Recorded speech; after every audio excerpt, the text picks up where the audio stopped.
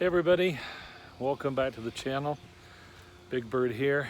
You can see that I have changed my appearance a little bit. No more beard for right now. Had to go through a kind of this chemotherapy cream stuff or some precancerous stuff, and I decided that it would be easier just to spread it all over my face for 2 weeks and then heal from it. I felt like an MMA fighter had run my face across the mat by the time I got done. So, and now I'm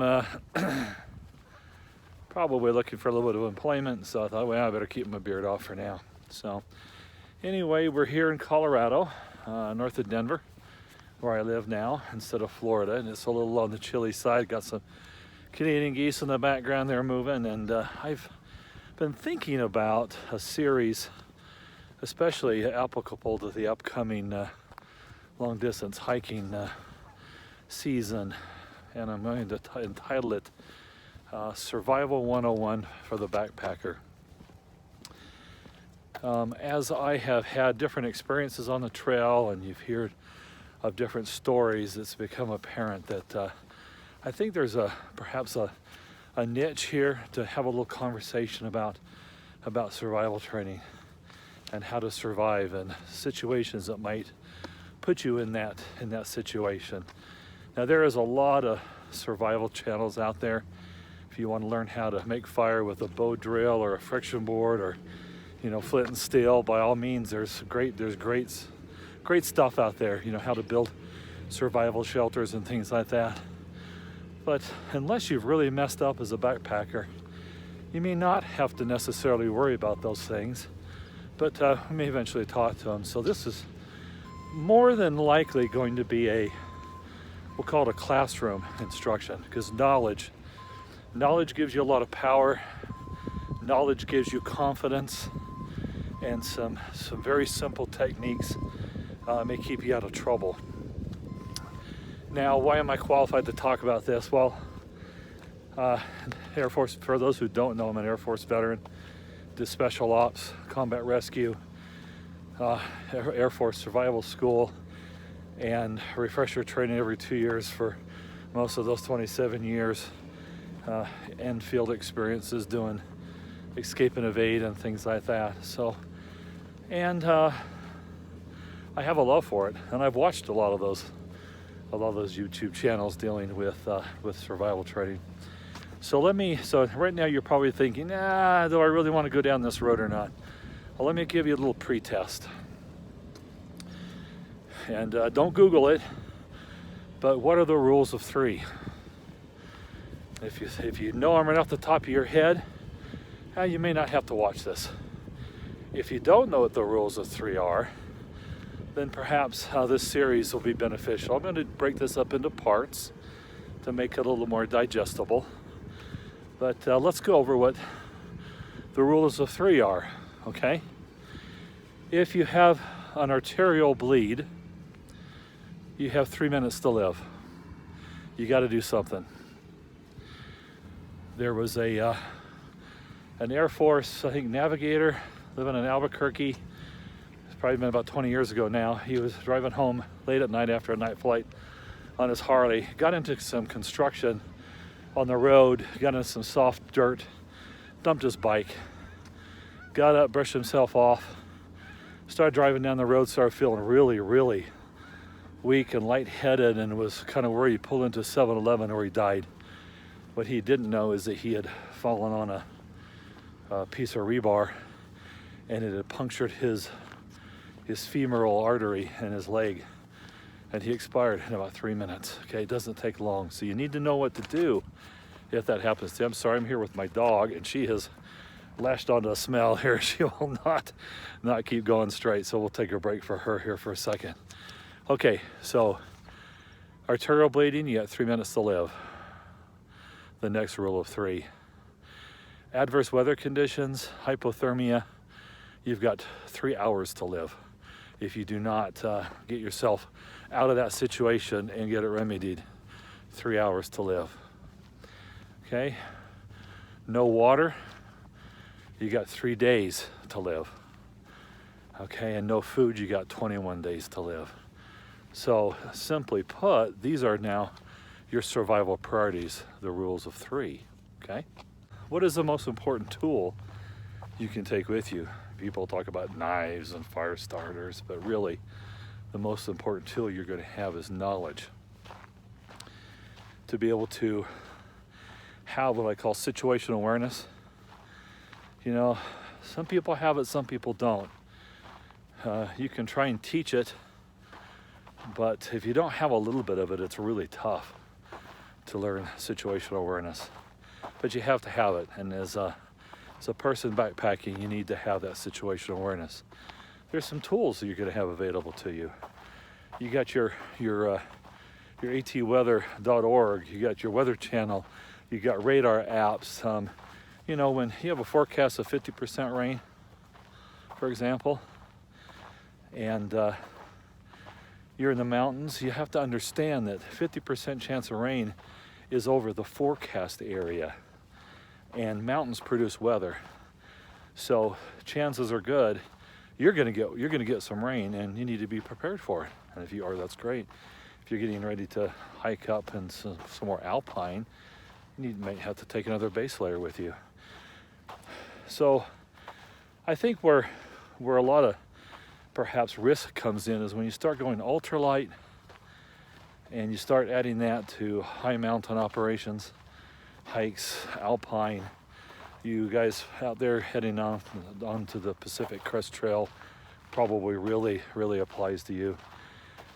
One of my first videos I did was you pack your fears, and mine was hypothermia. I was starting off in March, so you know, a little less risky than say January or February on the AT. And so I packed a lot more clothes than I needed. I packed fire starter stuff in case I fell in the water. And let me just tell you, for you AT hikers, you don't have to worry about falling in the water and getting drenched on the AT. Not in the first 1,600, well, let's see, not in the first 1,385 miles, which is what I hiked. So now the PCT guys with the high Sierras, yeah, you know, that might be more of an issue. So, for example, I probably packed more clothes than I needed, which drove a higher pack weight at the beginning. And we've had this conversation before. In my humble opinion, it's probably a good balance between trail and camp. About a pack that starts out about 35 pounds with 2 liters of water and food for 4 days is you're probably well balanced, okay? And then you can go up and down from there for your total weight. You know, your base weight, yeah, your base weight's important because you need to know what it is. But in the end, it's really the weight that you're carrying. So anyway, this series, what I like to do is, this is part 1. Part 2 will be a discussion of, okay, what to do if we have arterial bleeding. And because, I mean, will it happen on the trail? Probably not. Circumstances I could think of is a compound fracture. You can definitely get some arterial bleeding with that. You know, are you gonna cut yourself? Yeah, you might cut yourself if you're not careful with a knife, but probably not an artery. So we'll talk about what's a good ultralight first aid kit loadout, and what are some other things, dual use things that you may have with you that can handle the arterial bleeding, and what to do for that. Then that's part 2. So part 3 then we'll discuss the real elephant in the room, which is, you know, your hypothermia, okay, and or heat stress. Both on the spectrum ends there between core temperature being too low, core temperature being too high. You got 3 hours to live. That's probably the most important thing that as an ultralight backpacker you need to be aware of. And there's things that we're going to have in our pack with us that will help us out with that. Okay, and we'll talk about that. Then the next part we'll talk about water. Why water? Why water is important. What happens if your filter breaks? What do you do? What happens if you run out of aqua mira? What do you do? And and so it'll be all about water. And then the next series we'll talk about food. Now, food in the sense of, yeah, you're carrying your food, so what's the big deal? You're not going to have to forage, right? Well, I met a guy in Pennsylvania who was a forager, okay, and he almost killed me by accident. Okay, gave me an orange, half of an orange, that I did not realize had been cut with a knife that he'd been messing around with mushrooms with, and I just about expired, I think, because of that experience. I thought I was going to, at least for 2 days. Okay, so things can happen.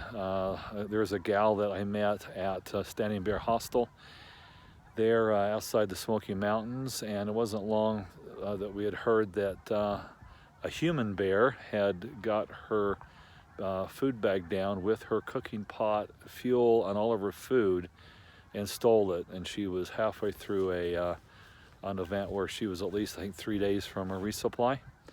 So she was able to get help from other hikers because she was with them. But what if she was solo? What to do then? Okay, or inchworm, who got lost up in Maine and survived for 21 days before she expired from a want of food. So there's some things that we can talk about along those lines. So this is my proposal for this upcoming series, and hopefully you all will find it helpful. Hey, I do have one more quick story to add. We have backpacks, right? We have all of our gear with us. So we've got shelter, we've got sleeping bags, we've got our food, we got the ability to cook it, to make a fire. Well, what happens if you leave your pack on the side of the trail like so many do to go do their business in the woods? And so all you take with you is your trowel and some toilet paper and some hand sanitizer. What happens if you get disoriented and get lost and can't find your pack again? What are you gonna do? You need to know some basic survival techniques and how to get out of that situation. Myself, on the way up to Rowan Mountain, I left my pack next to a log to go get some water, which was 0.3 away. That turned out to be, I swear, halfway back down Rowan Mountain. Had I been injured on that trek down to get that water, all I had on me was my water filter and bag and a water bottle, and I would have been in trouble. Okay, so things you can find yourself in situations like that. Let me tell you about a story. This is a YouTube. I wish I remember the channel. It was a couple of years ago. I watched this, and a gal was getting ready for her AT hike. It was winter time. My thoughts was it was probably December, maybe January. I want to say it was December, early December. And she decided she'd hike up Blood Mountain, camp up there to test out her gear. And so she did. She got up there, she found herself a nice secluded place away from the trail, went to sleep.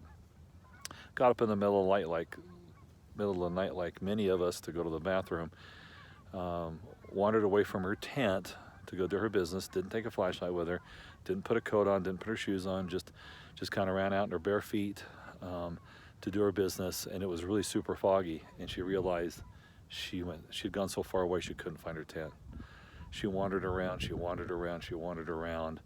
and she came across the trail, and exercising good judgment, wisdom, and realized she was in trouble. She hiked down Blood Mountain in the wintertime, below freezing, in bare feet, no coat, down to the hostel down there, and she's able to get some help. And that next morning they took her back up, and it took them 2.5 hours once they reached the top of Blood Mountain to find her tent. She had stealth camped to the point where she was really stealth, and couldn't find her stuff. So there was a lot of lessons learned there for her, and things that not to do next time that many people can learn from. Take a headlamp with you, take your coat with you, leave your headlamp inside the tent so you can find it. Don't go so far away to do your business away. You don't have to get 500 feet away from your tent. Just just get away. There's people in the rainstorms, they'll pee inside their rain fly.